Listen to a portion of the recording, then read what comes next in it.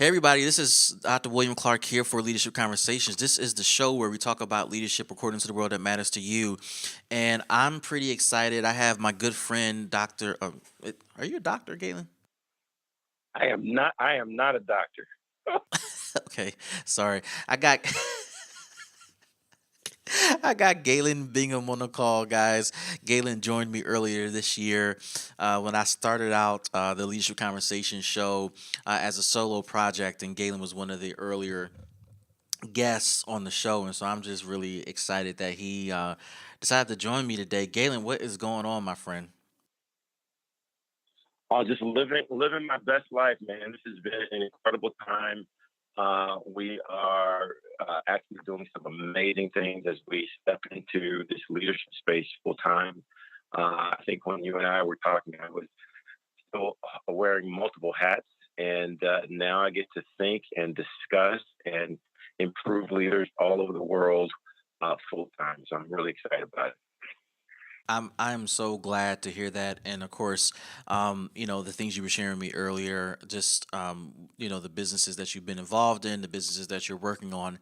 I'm actually inspired, and when I get home, I'm going to talk to my wife about what you share with me, man, because we love that store. And we go there as often as we can with the kids. They enjoy the products there, and so it put a smile on my face to know that you and your wife were into that space. But of course, you're moving on to do more of what you love to do, and that is talk about leadership. So today we're talking about leadership, but instead of this being an interview, Galen and I wanted to talk about a particular leadership quote that he pointed out to me. And Galen pointed out a book that he's reading, 200 Powerful Leadership and Personal Excellence Quotes. Who's the author of this book, Galen? Do you know? Yeah, I think I know who that is. That's me, Galen Bingham. Uh, uh, let's. A leadership fable companion, 200 powerful leadership and personal excellence quotes. It actually came out earlier this year, and really, really excited about it because gives me an opportunity to just share all these quotes that have inspired me for years, and put them all into one place and have conversations with smart people like you. Well, I'm glad you know who the author is because that makes this a little bit more personal. Guys, you need to go out and get this book. And Galen sent me a screenshot of a particular chapter or page he wanted to highlight, and there were three on that particular page that I saw, but then there was this one that just stood out to me, and we're going to be talking about quote number 18. Now, Galen, before we get started, why does it say Beans Wall quote number 18? What does that mean? Yeah, very good, very good. So this book is a companion to my primary book, which is a leadership fable, and it's about a group of people that, while they're in school, while they're in college, they take refuge in a coffee shop where they get together. Very consistent with my college experience, they get together and solve all of life's problems, and the shop owner has lined the walls with 200 inspirational quotes from authors, from leaders, from musicians, from just everyone from all walks of life. And so the quotes on the wall are a big part of that story. And this is the one place where you can see all of those quotes in one place. And not only do I just share these 200 quotes, but there are tools in the back for how you can make these quotes part of your life to inspire you to do amazing things in whatever field you might be in. So that's kind of the backstory behind uh, the coffee shop's name is Beans, and so these are Beans wall quotes.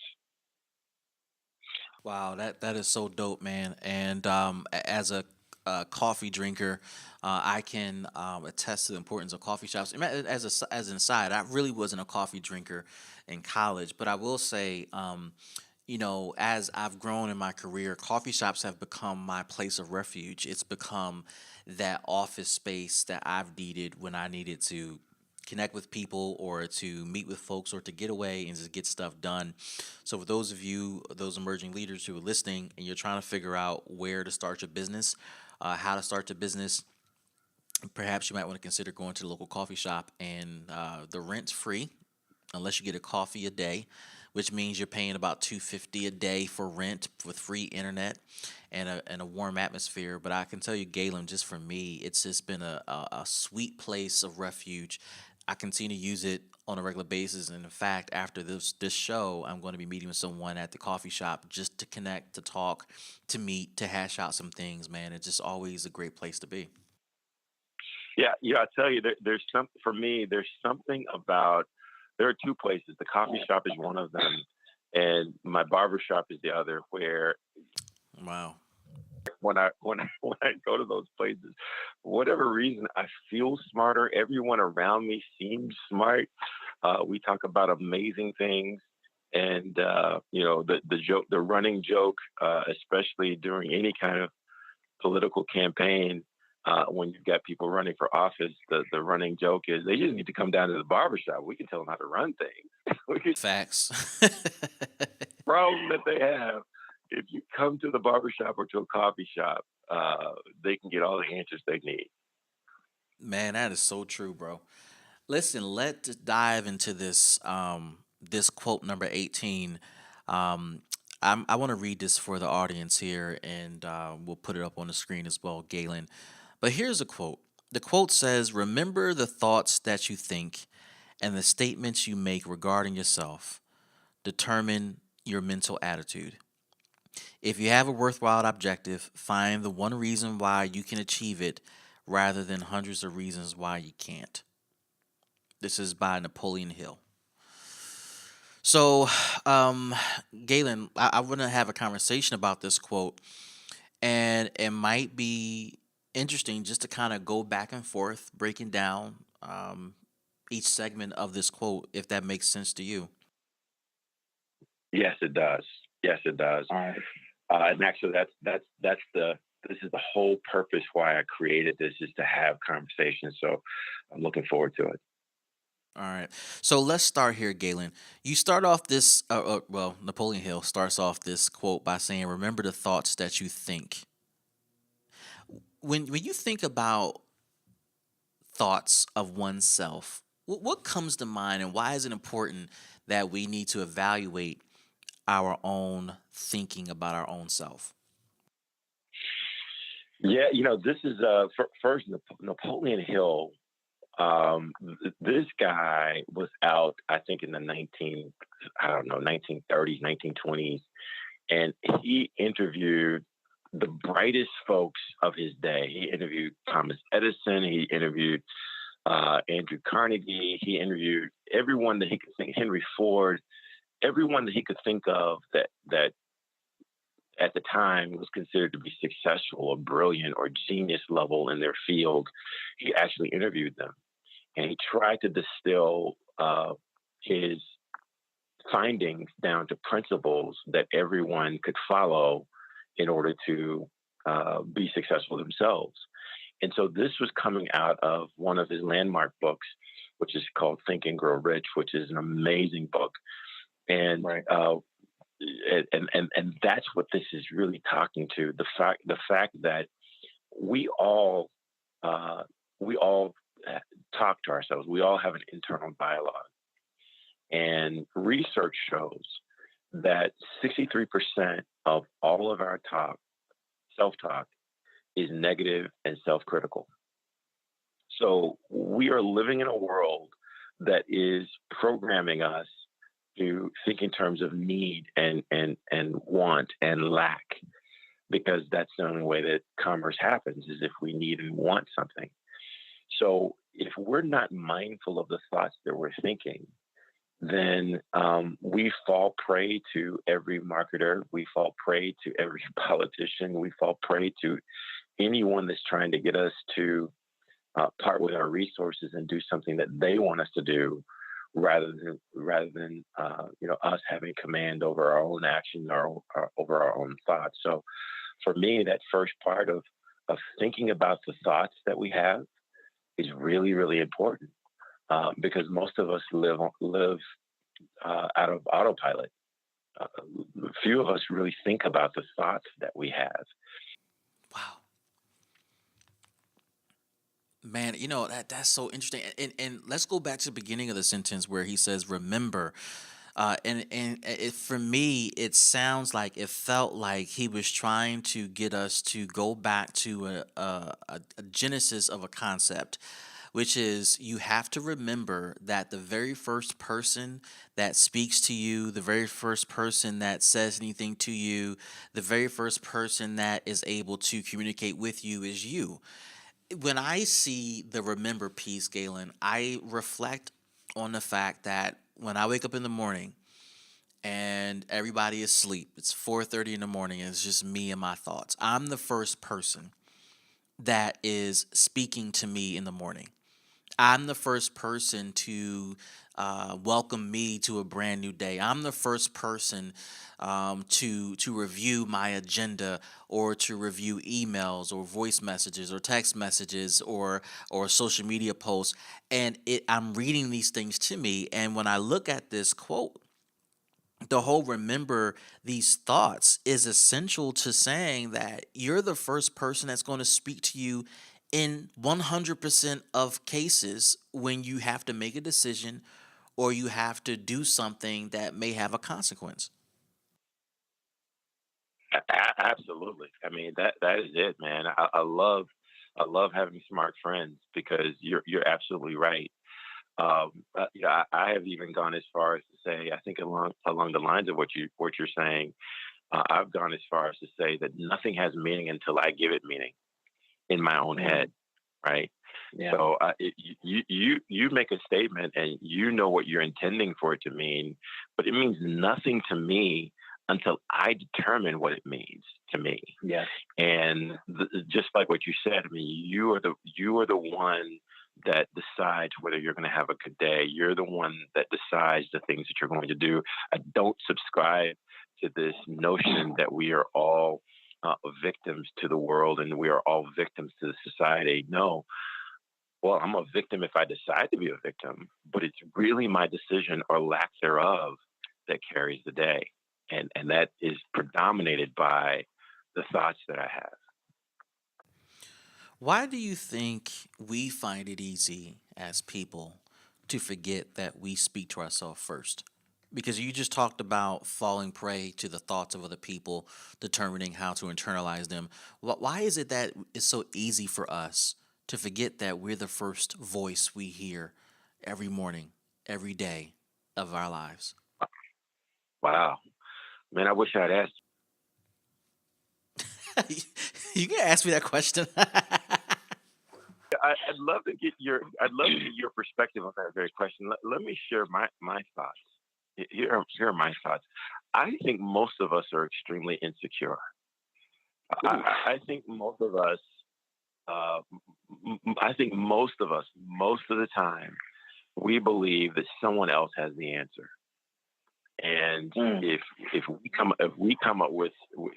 up with an idea or a thought, very frequently we have to get we search for endorsement from someone else before we move on that thought. And what's so funny is other people are doing that too, right? Other people are coming to us looking for us to endorse their thoughts. And if we just follow our instincts, most of the time we're going to be okay. Um, another talk that I did on another show, I said, we often get paralyzed by from making a decision because we're afraid of making a mistake. And the reality is, once you make a decision, if it's the wrong thing, we're just going to adapt. We're going to find another way to get where we need to go if we make a mistake. But we get so paralyzed on the front end and allow that paralysis to keep us from making a decision.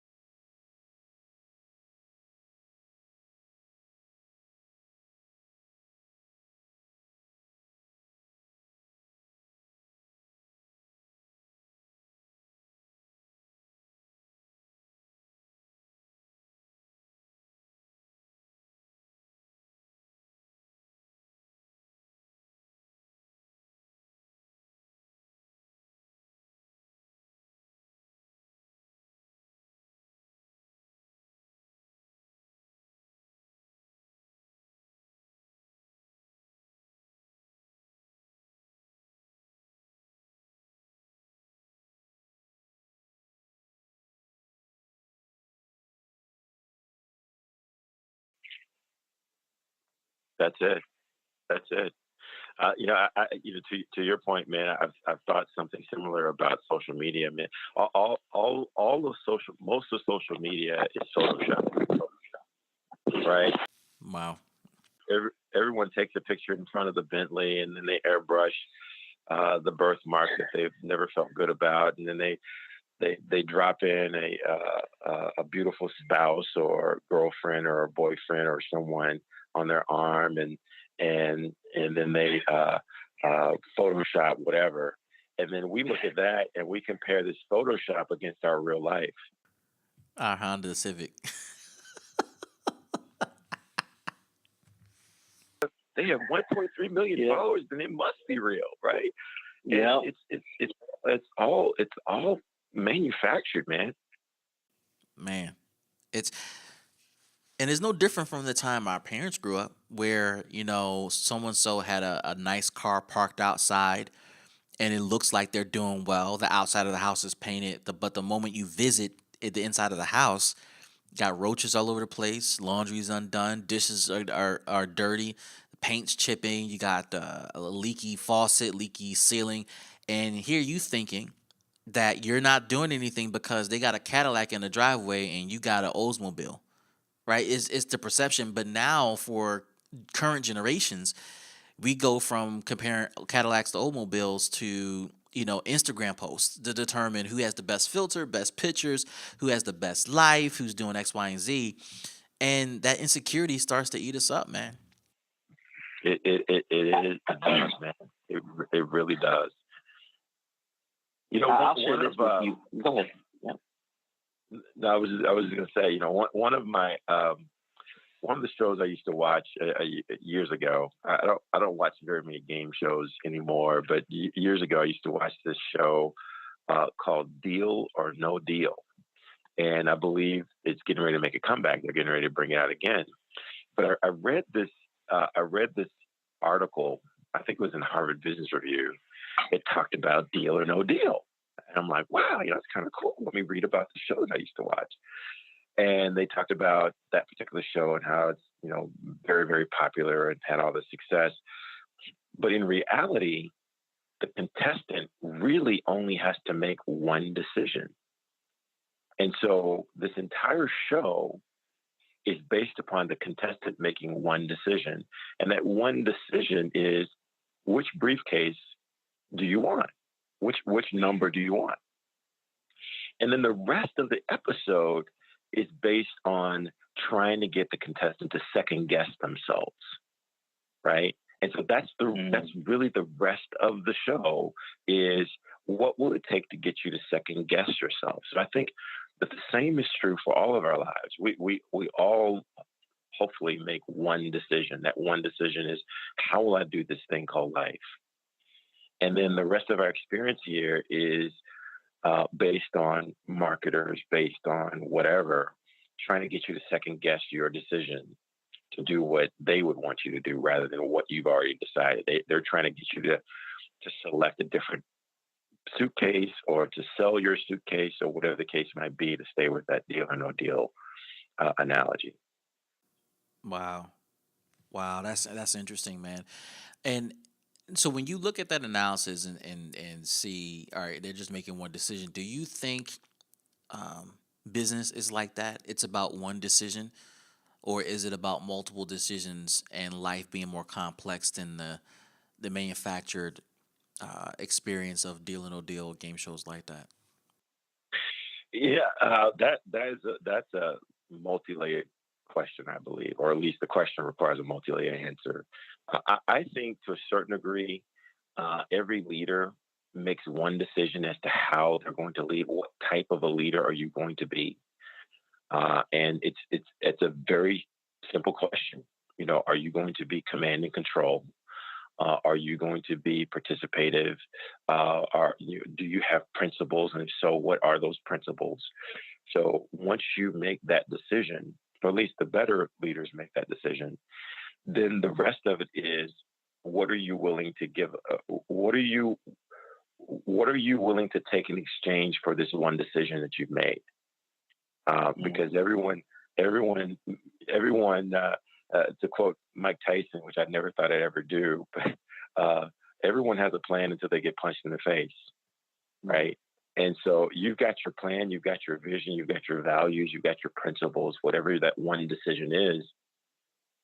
But then when life or business punches you in the face, are you prepared to change that one decision?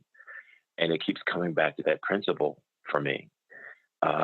So yeah, I think that that holds true. Now, obviously, you're going to consider a number of factors if you're running a business, especially if it's a complex business, and there are going to be a number of things that you're going to weigh.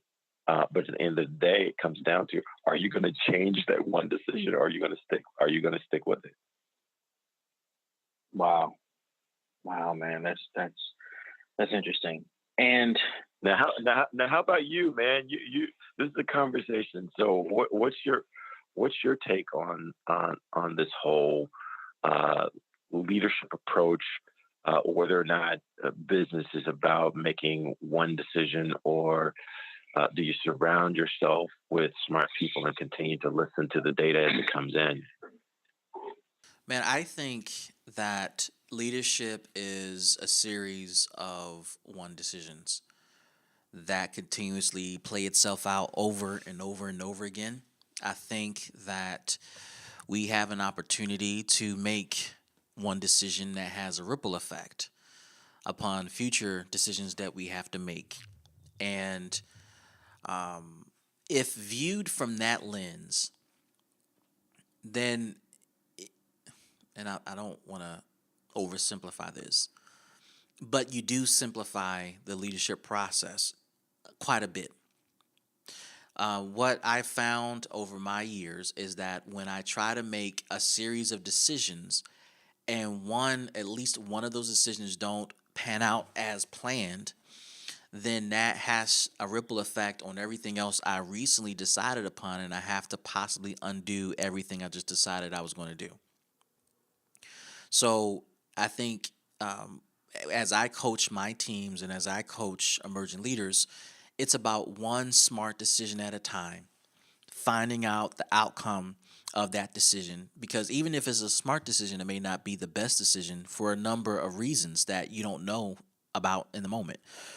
So as the decision is made and as the outcomes are presented to you, then you're able to make future decisions based upon one decision that you made prior to.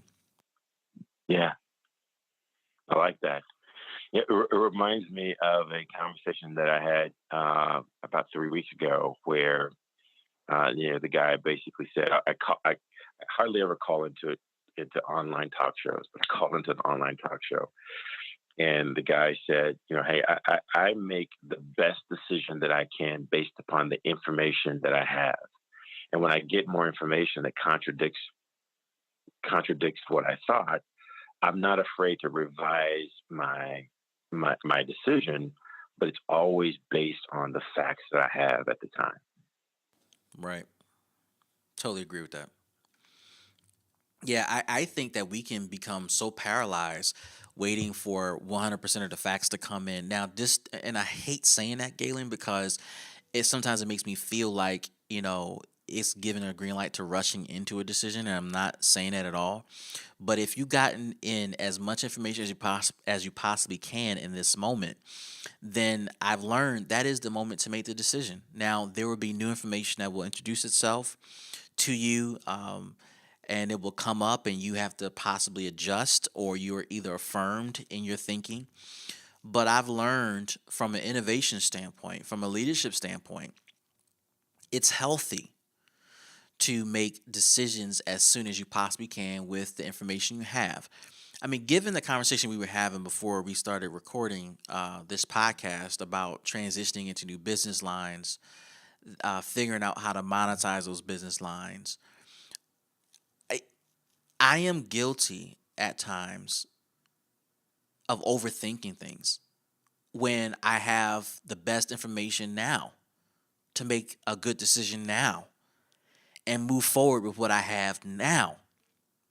This is why this quote started to speak to me. when it said the thoughts that you think and the statements you make regarding yourself determine your mental attitude. And so, for those of you that don't know, I love self leadership theory, and it's founded upon three principles: cognitive strategies, behavioral strategies, and natural rewards. And everything that stems from self leadership, let alone just regular leadership, stems from cognitive strategies first. What you think is what you're going to do, and what you do will ultimately determine if you find reward in the process. And I found in my career that making a decision to succeed, to win, to pursue this strategy ultimately results in the attitude I have mentally, and it results in behavioral outcomes that I portray. And I see it play out over and over and over again. But I have sabotaged myself at times when thinking about new business ventures and ideas because I overthink it. And because I overthink it, I end up paralyzing myself. And because I paralyze myself, I look up and 6 months later, I've done nothing. I recently made a decision to I'm always working on that personally, but I made a decision to pursue something and to give it my all now with what I have. And what I have isn't much. I don't have much of a team to speak of. I don't have much volunteers to speak of, but this idea, this concept means a lot to me, right? And if I wait for the perfect scenario, the perfect storm, it'll be another 3 to 4 years before I end up launching this idea, this concept that means so much to me. And it'll have been 8 years wasted. Yeah. Oh my. Yeah. I mean, so many of us fall victim to that scenario that you just described. This quote that we're talking about was by Napoleon Hill. And one of the things that Napoleon Hill talks about in his book is he talks about the sixth sense. And, basically this idea that based upon your education, based upon your experiences, based upon everything that you've been through, we all have a sense for what we need to do. We all have Mm, this gut feeling for, what we need to do. The question is, do you follow your sixth sense, or do you reach out for more endorsements from someone else oh because they've man. got 1.2 million followers? A book that I enjoy reading from time to time talks about if you trouble the spirit, right? That you've got this Holy Spirit inside of you that kind of guides you in the right direction.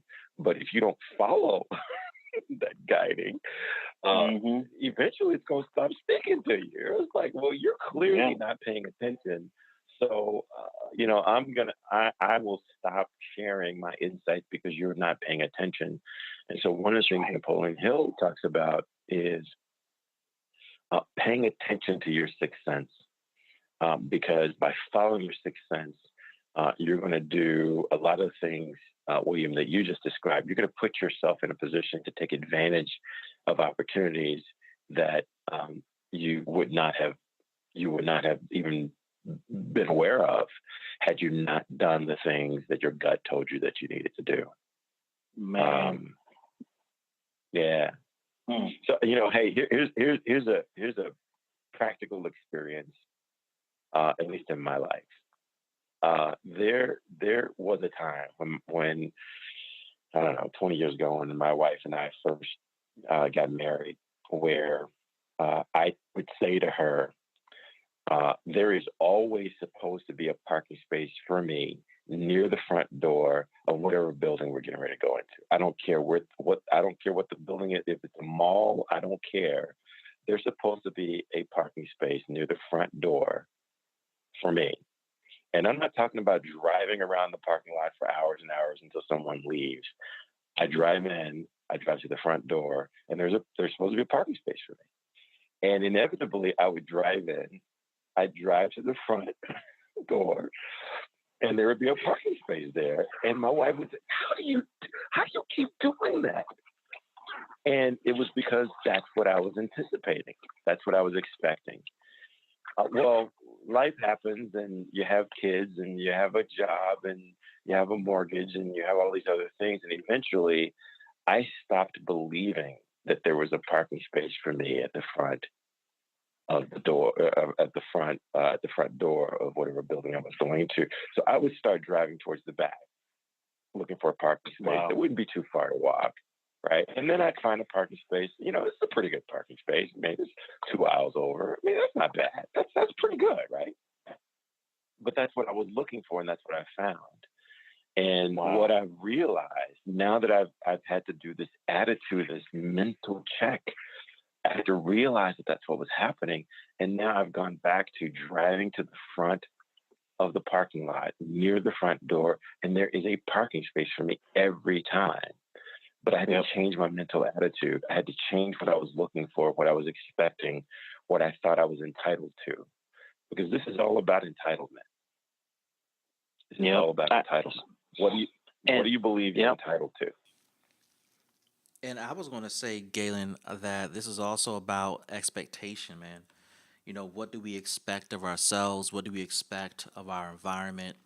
What do we expect of people who we invite into our space? When we don't have expectations of folks, things stop happening, dude. And God, that was just so good. You expect a parking spot near the door, near the front door every time you come in. But now I will tell you, Galen, when you have expectations of yourself, it doesn't always go over well. With people in your life or people who are on the receiving end or who are observing the expectations you have. I have seen, when I've taken over teams and started to restructure culture, restructure organizations, people get frustrated and upset and disappointed when you start to expect things. When I come to the office, I expect order, I expect performance, I expect updates, I expect cleanliness, I expect A, B, and C.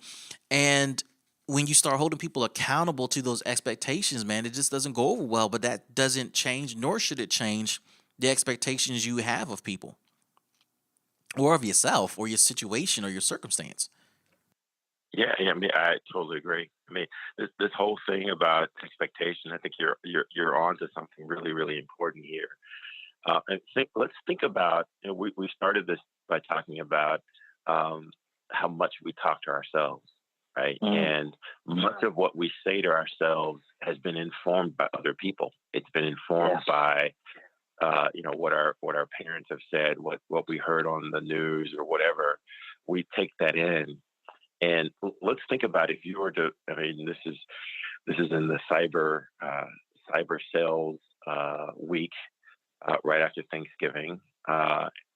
So think about if you were to buy something on Amazon or some online retailer. We're probably not going to just buy it. We're going to check reviews. We're going to check how many other people have bought it. We're going to do some evaluation. We're going to vet this thing, right? Before Yep. we buy an iron. Although we want an iron, we're not going to just buy any iron. We're gonna vet it. We're gonna make sure that this is consistent. That it's going to do the things that we needed to do. There's a certain standard that I have before I buy anything, and I'm going to make sure that this thing passes a standard. That's Do right. we do the same thing relative to thoughts of people that we have give us advice? I mean, think That's about right. the people that give you advice, either intentionally or unintentionally. We just let anything come in our head. And I'm really trying to be mindful of the people that I go to for advice, and then even when I do go to them for advice, it's not about what do you think I should do.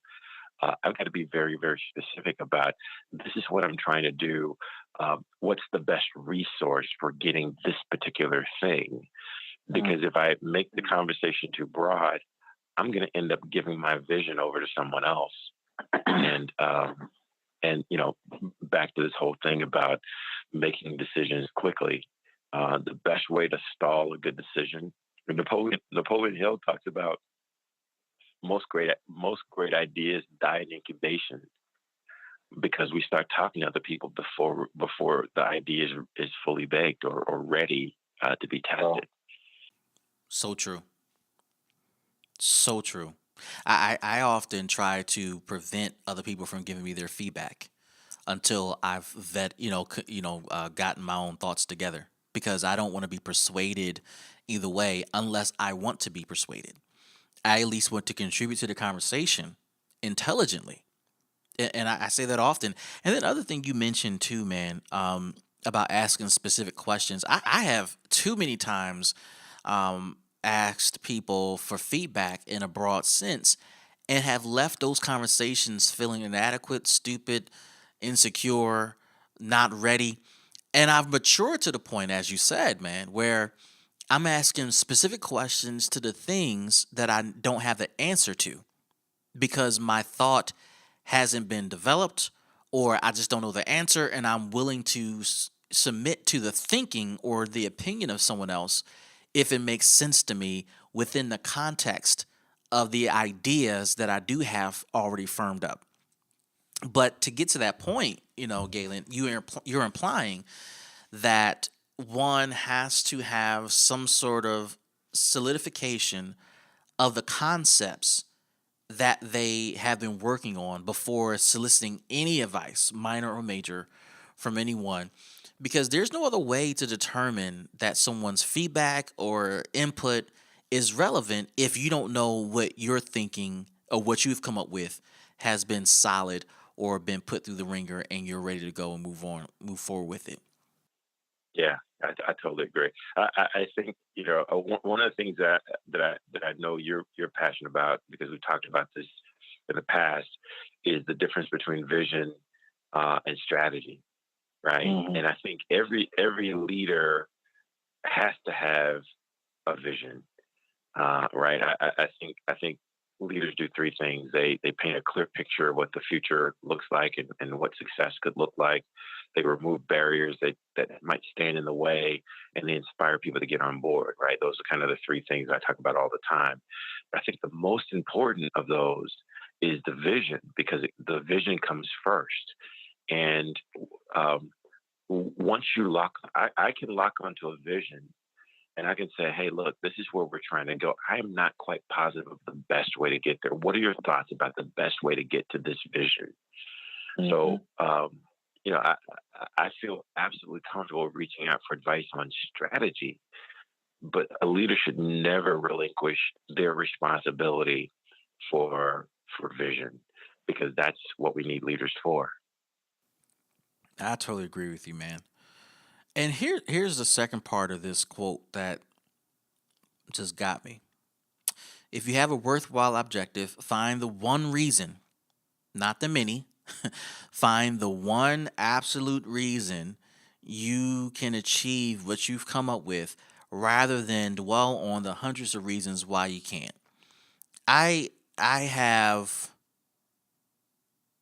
I'm guilty, man. I don't know what else to say. I've been guilty of thinking about every reason why not and totally drowning the one reason why I could or should. And I have lost opportunities because I didn't take advantage of that one reason I should. I have delayed progress because of that. And also, let me reverse this. There's always one reason why you shouldn't do stuff. There's a million reasons why you should, and there's that one reason why you shouldn't. And I've walked into mistakes and failures because I didn't listen to that one reason I shouldn't. That one reason, Galen, can be, as we talked about earlier, that one decision you're making in that moment that will have a ripple effect, good or bad. Yeah, and Napoleon Hill would tie everything that you just said back to your subconscious. He would say your Hmm. sixth sense tells you what you know what you need to do. Right? We all know what we need to do, and we know usually at a subconscious level. The problem is our subconscious, that gut, does not control language. And so it's hard Hmm. for us to articulate why we feel so strongly about doing what it is that we do. And so when someone asks you, so, William, you seem to be really passionate about this course that you're taking. Why are you so passionate? And when you can't put language around that answer, then you start to second guess yourself. And so now we're back into deal or no deal. Now you're talking yourself out of this one decision that you were prepared to make because you can't put language around what your subconscious is telling you, what everything in you is telling you is right. And I believe that um, the the smarter you are, the more intelligent you are, the more learned you are, the more reasons you can figure out why not to do something, Yeah. right? Because we can construct all of these scenarios why this won't work, and we talk ourselves out of incredible opportunities. I mean, I've read so many stories about millionaires, billionaires with barely a high school education, and then you've got all these MBAs and PhDs that are making that are working for those that are working for those people with less than a high school education because the more education we have, and I'm going to say ouch, right? I mean, the more advanced degrees you have, the more tempting it is to find the research that shows that you shouldn't do this thing.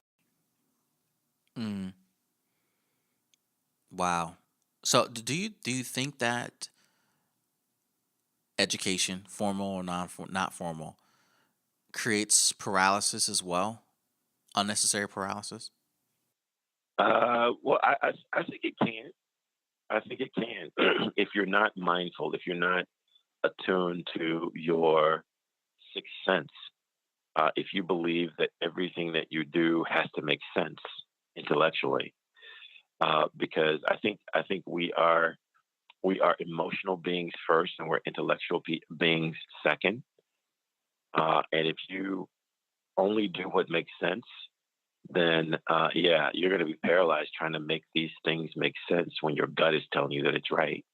Right. That's why we all stay in jobs that we hate, but the jobs make Mm, you make all kinds of money, so it would make sense to leave this job.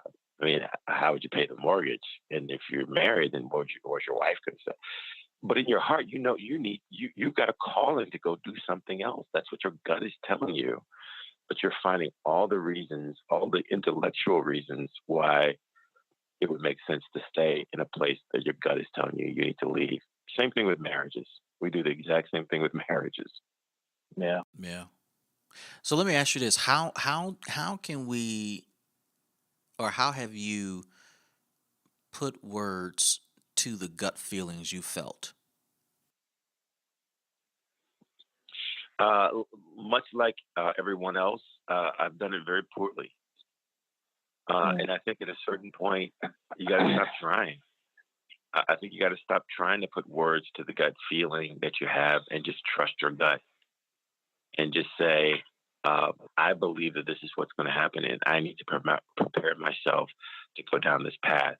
Uh, and I'll get support, I'll get information, I'll get help relative to strategy, but I'm not willing to compromise this vision that I have.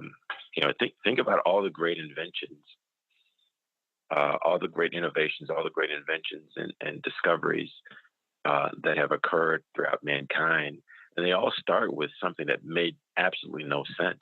I mean, it makes mm, no sense that you can walk into a room, flip a switch, and the entire room will light up. That's crazy. Or right. the thought that I could look up in the sky and see the moon and somehow figure out a way to have someone walk on the moon. Are you nuts?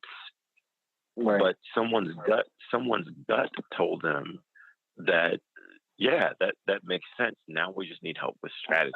We need help with figuring out how to do that, not what to do. To substantiate it?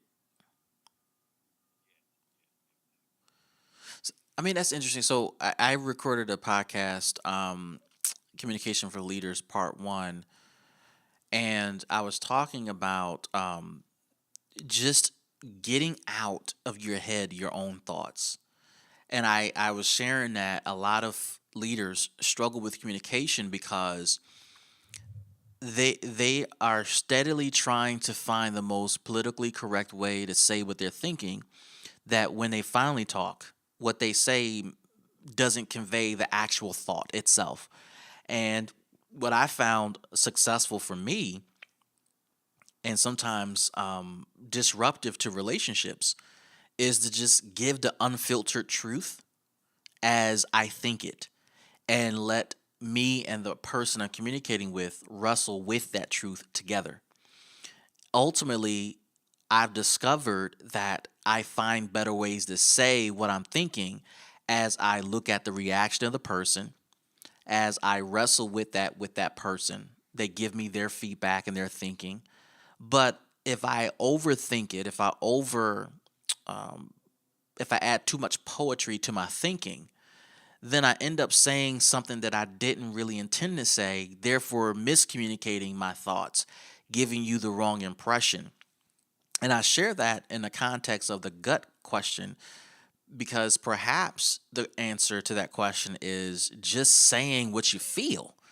Even if it's a mixture of puzzle pieces that currently don't go together or don't look like they make sense, put it out there. And as you said, there are people in our lives, and I've been calling people in our lives lately pillars, people who have standing in our lives, who have been given foundational positions in our lives, who can hear the pieces of the puzzle and see the pattern in it to help you put it together. But there's no way for that pattern to be seen or heard or digested if it just doesn't come out in its raw form. I mean, when you hear that, how does that sit with you when you hear the concept of just getting it out in its raw form, unfiltered, as is? Yeah, I think you're absolutely right. I think you're absolutely right. I mean, I've done a couple pieces along those lines as well. One talks about how uh, people tend to mistrust their leaders, what their leaders say, because they know very often that whatever the leader is saying from main stage has been written by marketing and has been vetted by their attorneys. And what people really want to know is, what is my leader thinking? Well, how does my leader Mm, feel about this? Does my leader have my interest in his heart, or is he only thinking about himself? And usually, followers detect that truth based on watching the micro expressions that come across the face of the leader when they talk. Right? oh It's yeah. something at a subconscious level, those micro expressions, and it's in their eyes. And that's why people who make their living on deception, whether it's a poker player, whether it's a magician, whether it's anyone who has to deceive in order to make their living, they have to redirect your eyes somehow, because Yeah. that's what everyone does. And so when your to your point, when your vision or your idea has been massaged and manipulated and sterilized and politically corrected and all of that, you lose the pathos that I think it was Socrates that talked about, the passions. And you can tell, right?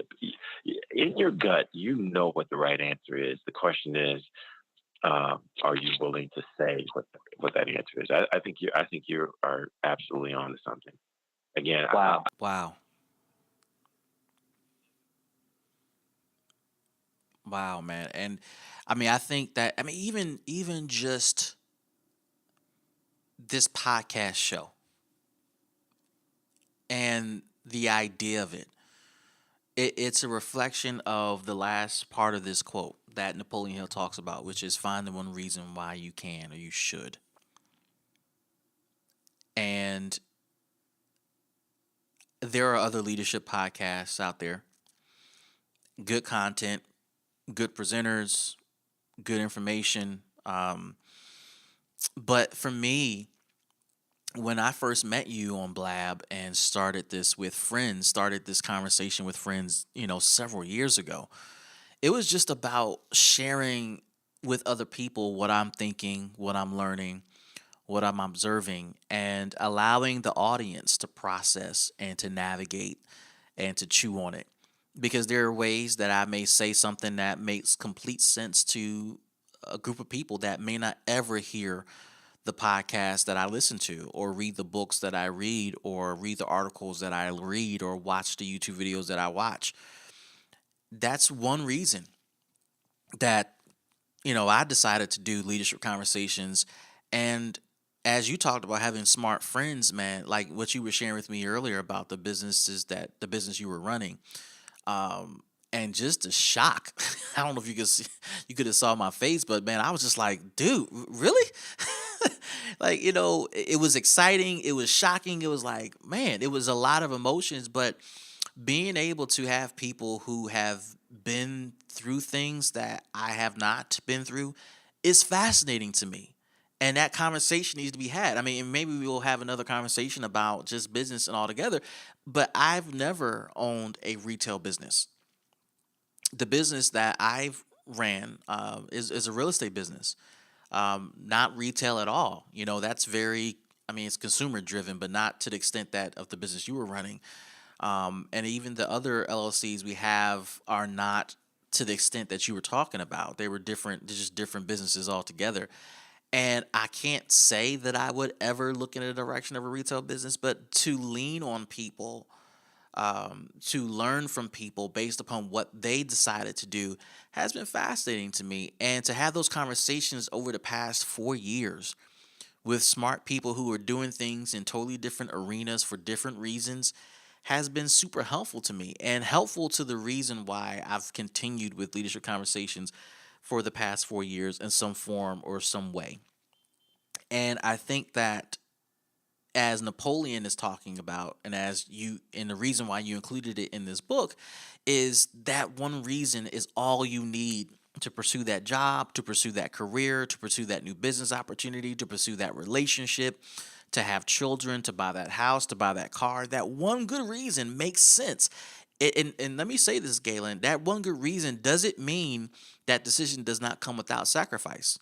It comes with sacrifice. It comes with a level of intentionality you still need to have, right? That career comes with sacrifice. You're giving up something to get it. That business opportunity, that marriage, that child, you're giving up something for a season to pursue it, but it doesn't make it a bad reason to get it or to pursue it. Very good. Yeah, I mean, I think you're absolutely right. That's where, going back to what you said earlier. That's why your convictions have to be so strong, because there is going to be a testing period. There are going to be many things trying to get you to sell your briefcase for another briefcase, going back to Deal or No Deal, right? And Wow. if you are not convinced, then you're going to sway in the wind like a reed in the water, and you're not going to have any kind of direction. And tying this back to leadership, I believe your job as a leader is to help people clarify that reason why we should pursue this direction, and help them uh, ferret through all of the reasons why they might want to quit. Wow. Quitting is only difficult the first time you do it. After the first time, it becomes easier and easier, and eventually it becomes a viable strategy for life. So if you can Yeah. keep, as a leader, if you can keep your people from quitting that first time, then half your battle is won.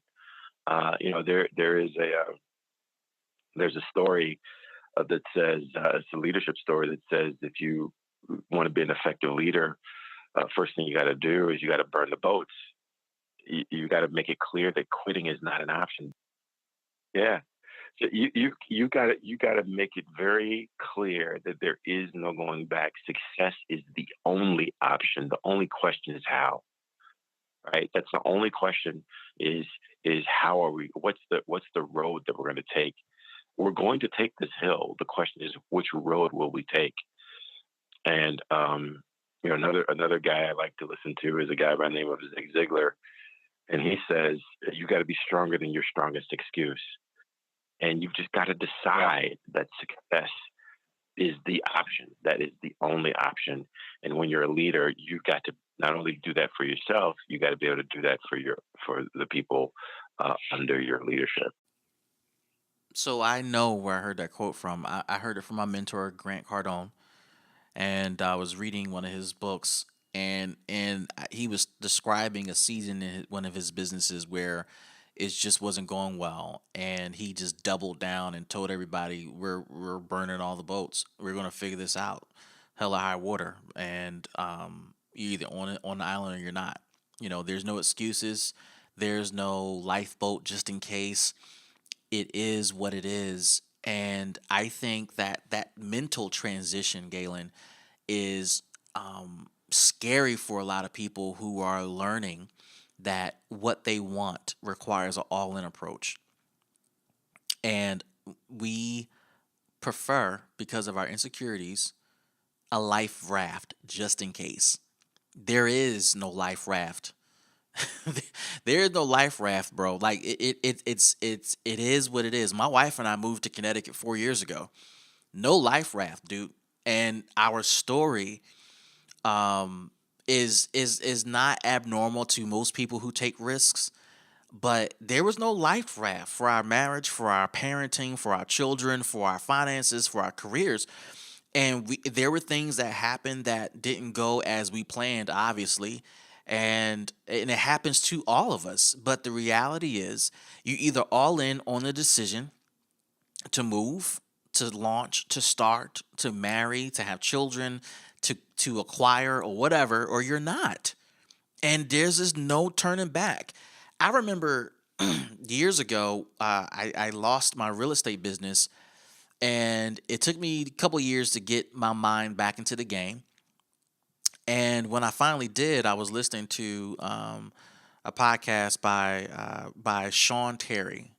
Um, and ultimately, the way I describe his podcast, it's not even about real estate. I mean, it is, but it's really about sales. One of the most amazing podcasts that I refer other people to when it comes to sales. Of course, when it comes to real estate as well. But ultimately, what he kept saying for 100 episodes straight is to just take the first step, man, and just do it. And the first step, Galen, to getting back into real estate years ago wasn't about the first deal. At least for me, it wasn't. I needed to make sure what this guy, Sean Terry, was teaching made sense and it worked. And I made the first step, putting my marketing materials out. And that was a huge step for me. But it was the second week that I put the materials out and I got a call. Let me know that this was real. And it was that one reason I needed to move forward. It wasn't about the sacrifice of marketing. It wasn't about the sacrifice of waking up early in the morning in the cold winters of Philadelphia to market and to sell real estate. It wasn't about visiting homes and meeting sellers and buyers. It wasn't all about that. It was about that one reason to move forward, and it was that phone call. Even though nothing came from that phone call, it didn't matter to me. The fact that somebody called me from my marketing material let me know that I can do this. And it changed everything, dude. It changed everything. And it was all about jumping on that island. And in fact, while on that island, Galen, you figure out how to do stuff better. You figure out how to be more resourceful. You figure out how to be more efficient. And you start to not only survive, you start to thrive on the island. And now you got to defend your turf because other people are looking at what you've created and are trying to get a copy or a piece of that. Yeah, I mean that is it. I mean that is it exactly. I mean, what we've been talking about in various ways, and what your last story just demonstrates is that there's power in making a decision, just making a decision. Yes. And I'm not talking about one of those decisions where you choose this or you choose that. No, just deciding I'm making this happen. I'm deciding. I had an opportunity to have a couple of conversations with Dr. Dennis Kimbrough, And one of the things that he says, and I think this is in one of his books as well, but it says success by its very nature demands a period of overcoming, a process by Mm, which we become strong in broken places. And mm, if we're going to succeed in anything, we're going to have to overcome something. And in that overcoming, we're actually becoming the person that we're going to need to be in this new place. So I think your story just kind of brings that to life. Man, that is so huge. It requires a decision, and I will say this as we close, Galen. Make the best decision with the best information you have in the moment, and be secure in that decision. I'll also say this, that it is okay that you made the wrong decision and you failed. It wasn't time wasted. It was a time of learning and development from that failure. And that means that you don't have to worry about making that same mistake ever again, which will save you time, money, heartache, depression, etc. Those lines for me, one of the last things that I'll share is, and I truly believe this. I believe that everyone is designed to be the greatest in the world at something, and mm. therefore your life's mission is to find your thing and help other people find theirs, so that we can all get on with being the greatest in the world. And the more that you can live in that space where you're destined to be the greatest in the world, I think the better off you'll be, the happier you'll be, and the better off the world will be as well. Man, that's powerful. That is powerful. Folks, this is Leadership Conversations, and I just spent the last hour with my friend Galen, and we were talking about the 200 powerful leadership and personal excellence quotes written by Galen Bingham himself, and we were talking about quote number 18. Remember, the thoughts that you think and the statements you make regarding yourself determine your mental attitude. If you have a worthwhile objective, find the one reason why you can achieve it rather than hundreds of reasons why you can't, by Napoleon Hill. Galen, thanks for being on the show, bro. Absolutely, man. Anytime. Loved it. I love hanging out with smart people.